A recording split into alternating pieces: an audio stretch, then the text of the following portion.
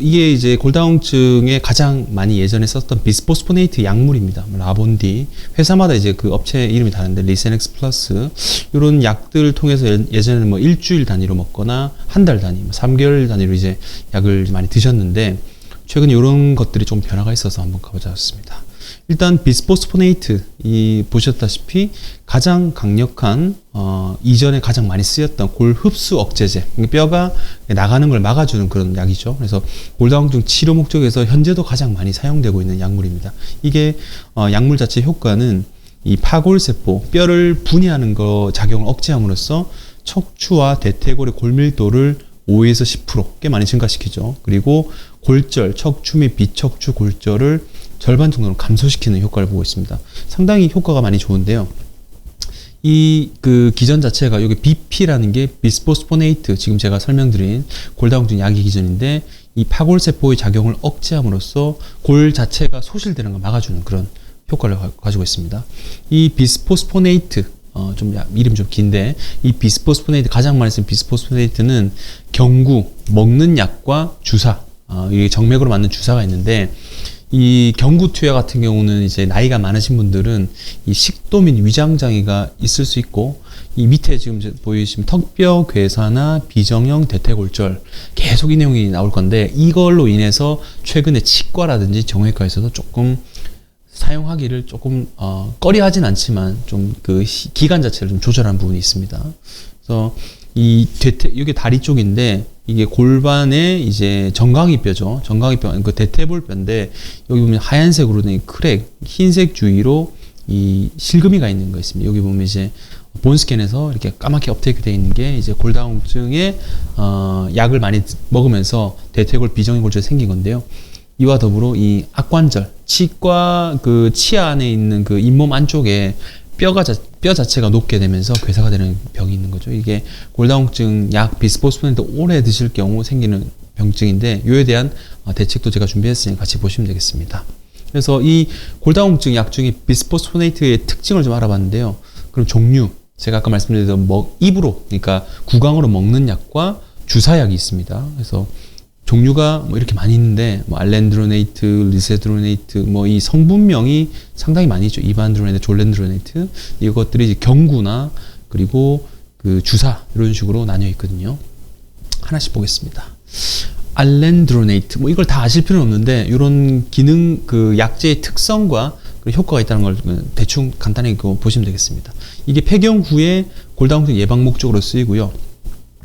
남성에게 쓰이는 그런 골다공증 약입니다. 보통 1일에 매일 먹는 약과 한 주에 먹는 약이 있고, 그 상품명으로는 많이 아시겠는데 포사맥스라는 약이 있거든요. 포사맥스 플러스 뭐 이런 약이 있는데, 이게 이제 알렌드로네이트고요. 두 번째는 리세드로네이트. 이것도 이제 그 포사맥스랑 경쟁적인 많이들 써보셨던 약인데, 이것도 1일 단위, 주 단위, 월 단위 약이 있고요. 남성 골다공증 환자에 쓸 수 있습니다. 악토넬. 예전에는 이 포사맥스와 악토넬이 상당히 양강구도였거든요. 예전에는요. 지금은 조금 이 시장이 많이 죽어가지고, 일단 두 약 자체가 여성형 골다공증과 남성 골다공증에 사용될 수 있다. 그리고 이반드로네이트는 월 단위에 쓰는 것과 뭐 나중에 또 설명드릴 정맥주사가 있는데, 이 여성형 골다공증 봄비바라는 약이죠. 이것도 상당히 많이 쓰고 있습니다. 그래서 이 먹는 약으로는 이 세 종류에 대해서 많이 사용되고 있고, 보통 월 단위로 최근은 처방을 많이 하고 있는 그런 상태입니다. 폐경 후 골다공증, 여성에게 많이 사용하는 거죠. 이외 주사, 방금 말씀드린 이 봄비바라는 약이 이반드로네이트라는 건데, 이 약은 한 달에 한 번 먹는 건데, 주사는 3개월에 한 번 맞습니다. 그래서 보통 병원 가셨을 때 석 달에 한 번 오세요 이렇게 말씀드리고 했다면 보통 이 주사를 많이 처방받으시는 거고요. 경구용에 비해서 환자에 대해서 부담감이 좀 없죠, 확실히. 그래서 이게 이반드로네이트, 봄비바라는 주사고요. 그 다음에 파미드로네이트라고, 이게 골다공증뿐만 아니고 종양으로 인한 그 고칼슘 혈증과, 여기 보면 파제트병이라고 내분비적인 그 질병에 대해서도 치료하는 건데, 이게 3개월마다 주사를 같이 사용하는 거거든요. 이게 파미드로네이트라는 거고요. 그리고 졸레드로네이트, 지금 그 골다공증 약 중에 그 비스포스포네이트라는 그런 성분 중에 가장 효과가 좋은 거. 그래서 1년에 한 번 맞는 주사입니다. 그래서 많이들 이제 맞아 보셨던 오셨고 들어보셨던 약인데 보셨다시피 비스포스포네이트 중에 가장 강력한 골흡수 억제 효과 1년에 한 번 해서 골흡수 억제 능력이 가장 좋다. 남성에도 사용할 수 있고 그리고 골절 이후에 새로운 골절 예방에도 사용된다. 특히 특이할 점이 고위험군 그러니까 뼈가 예를 들어 부러진 병력이 있거나 장기간 스테로이드를 투여했거나 그리고 그 골밀도에서 T스코어가 낮게 되거나 낙상의 위험군이 있는 환자에서는 이 졸레드로네이트를 1차 권고를 하고 있습니다. 그만큼 효과가 좋다 이 말이죠. 졸레드론산, 뭐 대용제약 건데 이런 식으로 주사 제제가 나뉘어지고 있습니다. 종류를 알아봤고요. 그러면 과연 어떤 게 좋을까? 여기 보셨다시피 경구와 주사제 중 어떤 게 좋을까? 저는 주로 이제 주사제를 많이 사용하고 있긴 한데 먹는 약도 처방을 하고 있긴 하거든요. 이게 먹는 것 자체가 위장장애, 그러니까 소화 자체가 좀 안 될 수도 있고 그 식도나 그 위염 자체를 유발할 수 있기 때문에 3개월 혹은 1년에 한 번 맞는 주사를 많이 권고하고 있고요. 이 주사 자체는 생체 이용, 그러니까 그 환자분들이 적용하기도 좋고 특히나 다른 그 질병으로 인해서 많은 약제를 복용해야 할 경우에는 효과가 훨씬 좀 수월해지는 거죠. 그래서 약 같은 경우는 이게 많이들 설명 들으셨을 텐데 경구용으로 비스포스포네이트를 먹게 되면은 흡수를 좀 많이 올리기 위해서는 그 식전에 섭취하셔야 됩니다. 여기 보면 식전에 최소 30분 전 200리터의 물 이상. 이걸 왜 지켜야 되냐면은 많이 물도 많이 안 드시고 식후에 드시면 식도염을 유발할 수 있기 때문에 이런 걸 예방하기 위해서 특히 1시간 정도 눕지 않으셔야 되고요.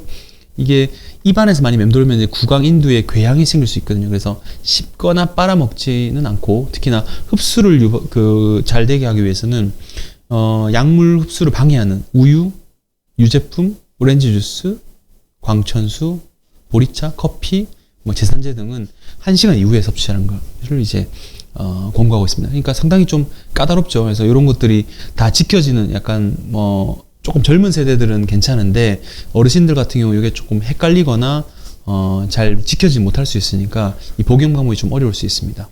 그래서 이게 식도염이 발생하는 거죠.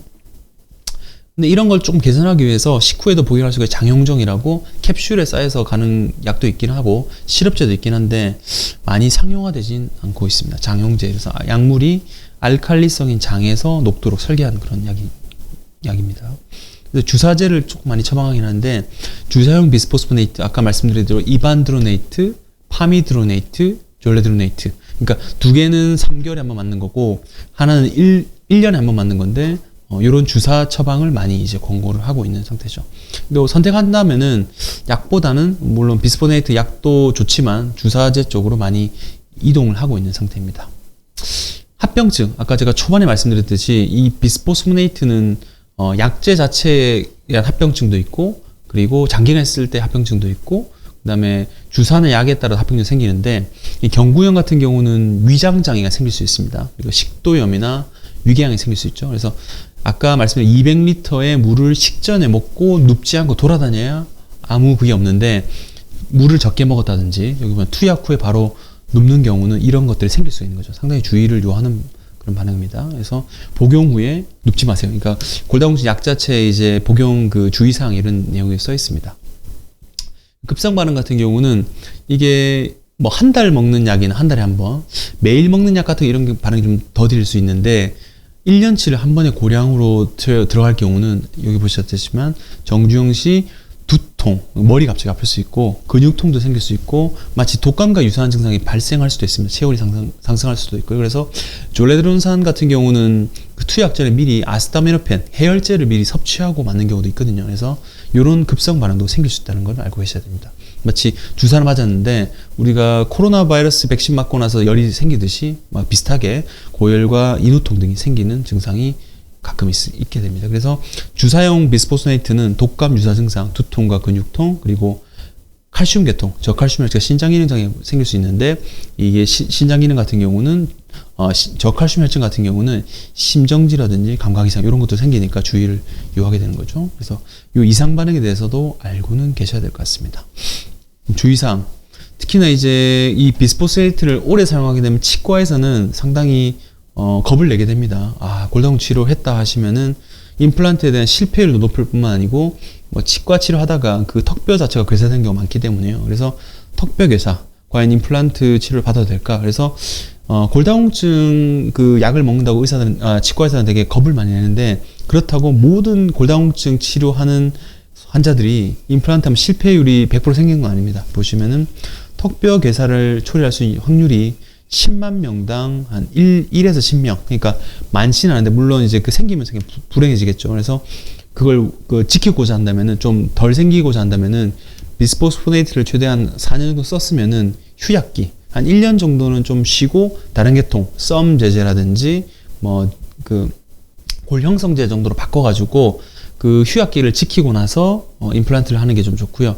그래서 치과협회에서는 비스포스포네이트를 4년 정도 쓰신 환자들, 그리고 특히나 고령의, 여기 보시면 구강의 위생이 안 좋거나 과거에 발치 병력이 있거나 뭐 스테로이드 음주 흡연을 한 경우 같은 경우는 2, 3개월, 뭐 미국은 4개월까지 얘기하던데 2, 3개월에서 6개월 정도는 약을 끊고 다른 골다공증 약으로 변경하고 나서 이 치과 발치나 임플란트를 해야 된다, 이렇게 얘기하고 있습니다. 결국 휴약기라는 게 그 어느 정도 확보가 되어야 안전하게 시술을 할 수 있다, 이 말이죠. 물론 모든 환자들 다 생기는 건 아닙니다. 이런 식으로 아까 그 잇몸 자체에 염증이 생겨서 턱관절 괴사가 생기는 거죠. 그리고 정형외과, 저희 과적인 문제인데, 이것도 확률이 적지만 비스포스포네이트를 6년 정도, 좀 더 오래 사용하신 분들은 이 뼈 자체가 이제 비정형으로 골절이 생기는 경우가 있거든요. 그래서 이런 경우는 수술과 약물 치료를 병행해야 되고, 그 예방적으로 골절을 이제 골수관 내 고정하는 경우도 있고, 골 형성제로 이제 극복하는 경우가 있긴 한데, 어쨌건 이런 것들이 장기간 복용하면 생길 수 있다는 걸 알고 계셔야 될 것 같습니다. 지금 여기, 이거는 스쳐 지나간 건데, 약간 골 간단 주위가 좀 두꺼워지면서 골다공증 약으로 해서 골절이 미세골절이 생겼던 그런 케이스를 가져왔습니다. 그리고 신독성, 아까 비스포스포네이트 신독성과 저칼슘 혈증이 생긴다고 말씀드렸는데, 식도암과 신독성에 대해서도 관심을 가져야 될 것 같습니다.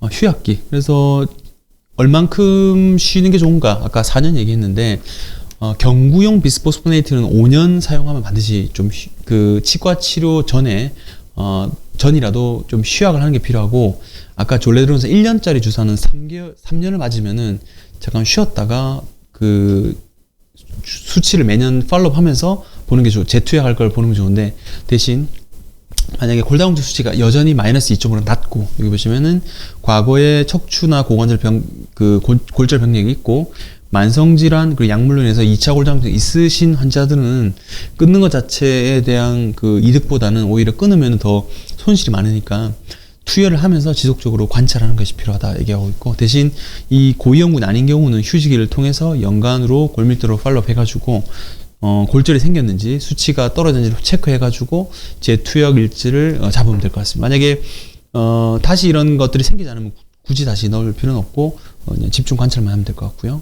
그래서 골다공증, 이런 골절과 골 흡수, 악관절 괴사가 생기는 거는 이제 골 흡수 억제제인 비스포스포네이트의 그 강력한 효과 때문에 그런 거고, 이게 골밀도도 상승하고 그 비용 대비해서 경제적으로 효과도 많이 좋은데, 장기간 사용할 경우 이제 아까 대퇴골과 치과적인 문제가 생길 수 있으니까 투약 방법도 반드시 익히고, 그 다음에 이상 반응이 생겼을 때, 뼈가 생기거나 치과에 문제가 있을 때 대처도 잘 해야 될 뿐더러 휴약 여부도 장기간 사용했으면 거기다 끊는 그런 그 기준점과 이런 것도 좀 챙겨 보셔야 될 것 같습니다. 다 체크하기 힘드시니까 주치의와 상담하셔가지고 이거에 대해서 알아가시면 될 것 같습니다.